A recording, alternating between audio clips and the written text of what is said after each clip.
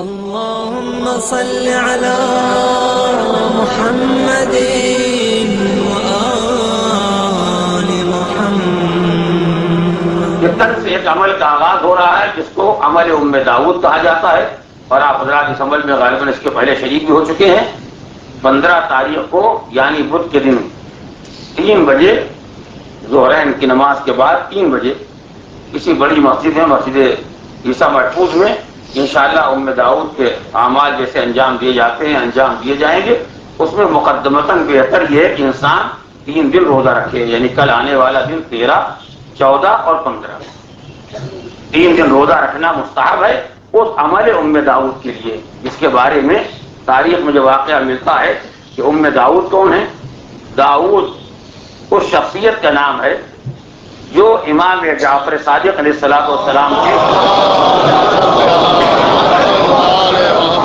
رضائی بھائی تھے، یعنی جن خاتون کا دودھ مولا امام جعفر صادق نے پیا ہے وہ جناب داؤد کی والدہ تھیں، اور ان کا نام تھا فاطمہ۔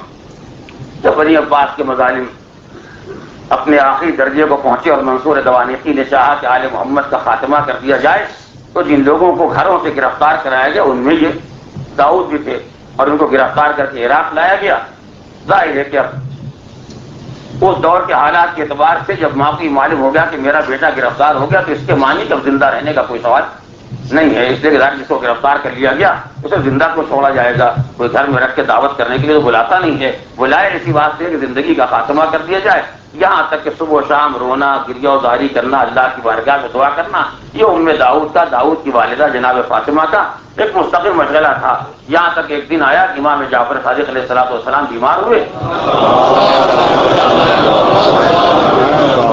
اور جناب فاطمہ اس رشتے کی بنیاد پر، اس محبت کی بنیاد پر، اس لیے کہ ظاہر ہے کہ امام کو پالا ہے، آئی عیادت کے واسطے، مزاج پرسی کی، آپ کا مزاج کیسا ہے، آپ کیسے ہیں؟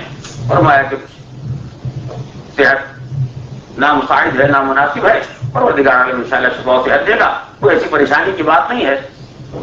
امام کی مزاج پرسی کرنے کے بعد داؤد جناب فاطمہ جانا چاہتی تھی کہ ایک مرتبہ امام صادق نے سوال کر لیا، اور داؤد کا کیا حال؟ اب کسی ماں کے سامنے اس کے ایسے بیٹے کا ذکر آ جائے جو مدتوں سے غائب ہے اور ایسے ظالموں جلادوں کے ہاتھ میں ہے جنہوں نے کبھی کسی کو زندہ نہیں چھوڑا ہے، خصوصیت کے ساتھ بنی ہاشم اور اولاد فاطمہ زہرا، ان کے زندہ رہنے کا کیا سوال ہے؟ وہ یہ سننا تھا، جیسے معلوم ہوتا تھا کہ فاطمہ کی آنکھوں سے آنسوؤں کا چشمہ ہو گیا، بے قرار ہو کے رونا شروع کیا۔ فرزند رسول نے پوچھا آپ اس قدر بے قرار ہو کے کیوں رو رہی ہیں؟ تب میں نے آپ سے گزارش نہیں کہ زمانہ ہو گیا، وقت کر دیا، جب داؤد کو منصور دوانیقی کے سپاہی گرفتار کر کے لے گئے، اور مجھے آج تک ان کی خبر نہ مل سکی۔ کچھ لوگ کہتے ہیں کہ ان کو قتل کر دیا گیا، اور کچھ لوگ کہتے ہیں کہ ان کو زندہ دیوار میں چھوڑ، اس لیے اس زمانے میں اولاد فاطمہ کے ساتھ ایک برتاؤ یہ بھی ہوتا تھا، یعنی وہ بہرحال خوش قسمت ہوتا تھا جس کو قتل کر دیا جائے، اس لیے کہ قتل بہرحال ایک آسان مسئلہ ہوتا ہے کہ کسی کے گلے کو خنجر چل جائے، تلوار چل جائے اور زندگی کا خاتمہ ہو جائے، اس ظلم کے مقابلے میں اس کو زندہ دیوار میں کیوں دیا جائے؟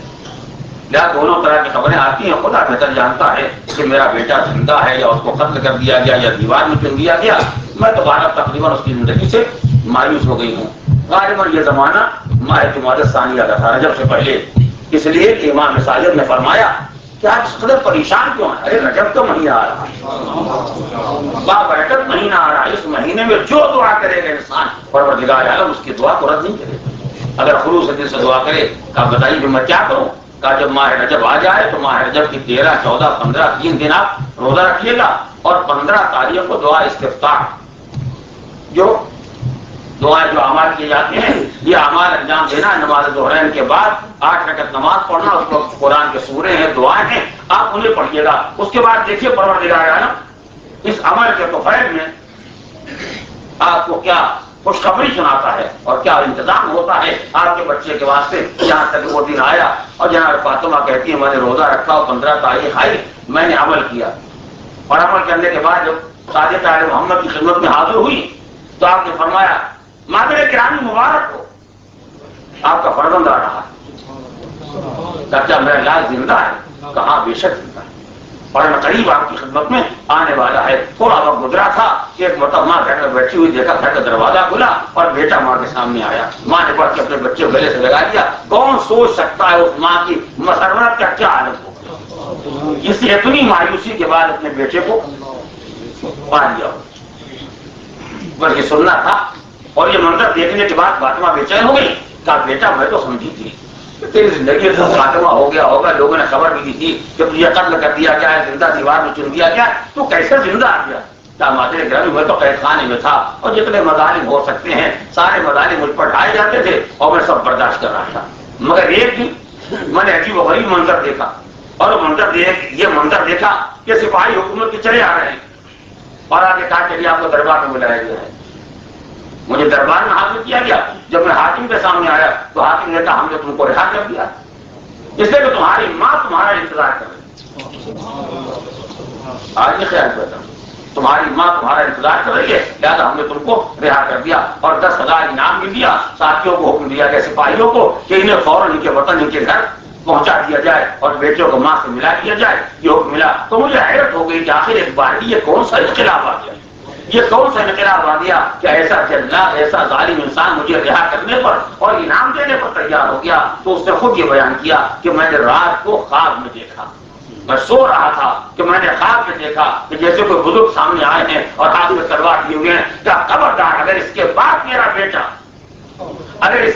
میرا بیٹا تیری قید میں رہا تو میں تجھے زندہ چھوڑنے والا نہیں۔ یہ طے کر لے کہ ابھی میرے لال کو رہا کرنا ہے، اس لیے کہ اس کی ماں اپنے بیٹے کے غم میں بے قرار ہے۔ مولا کائنات کی ذوالفقار کو دیکھنا تھا، اس تلوار کو دیکھنا تھا کہ لرز گیا اور جیسے خواب سے چونکا ویسے ہی حکم دے دیا کہ داؤد کو رہا کر دیا جائے۔ یہ اس عمل کی برکت ہے جس کو عمل ام داؤد کہا جاتا ہے، یعنی تعلیم ہے امام جعفر صادق کی اور عمل کیا ہے فاطمہ داؤد کی ماں نے۔ صلوات پڑھیں محمد۔ اس سائڈ میں چھوٹی سی بات میں نے بار عرض کی ہے مگر جان دہانی کے لیے گزارش کر رہا ہوں، اور وہ یہ ہے کہ اگر کسی آدمی کے ذمہ ماہ رمضان کا یا کوئی واجب روزہ باقی ہے تو وہ سنتی روزہ نہیں رکھ سکتا ہے۔ لہذا اگر کسی کے ذمہ واجب روزہ باقی ہے اور وہ یہ عمل کرنا چاہتا ہے تو کل پرسوں نرسوں جو روزہ رکھے گا اسے قضا کی نیت سے رکھے۔ پروردگار عالم کے خزانے کرم میں کوئی کمی نہیں ہے، انشاءاللہ قضا کا روزہ بھی پورا ہو جائے گا اور اس دن کے روزے کا جو اجر و ثواب ہے وہ پروردگار عنایت کرے گا۔ اس لیے وہ تو ہماری نیتوں کو دیکھنا چاہتا ہے، مطلب اس کے سامنے ہمارے اعمال کی کیا حقیقت ہے، فقط دیکھنا چاہتا ہے کہ بندوں میں کتنا جذبہ بندگی پایا جاتا ہے۔ وہ انسان راہ بندگی پر آ جائے، کرم خدا کو خود پڑھ کے استقبال کرتا ہے۔ اللہ خود آواز دیتا ہے جب بندہ میری طرف ایک قدم آگے بڑھتا ہے تو رحمت 10 قدم پڑھ کے استقبال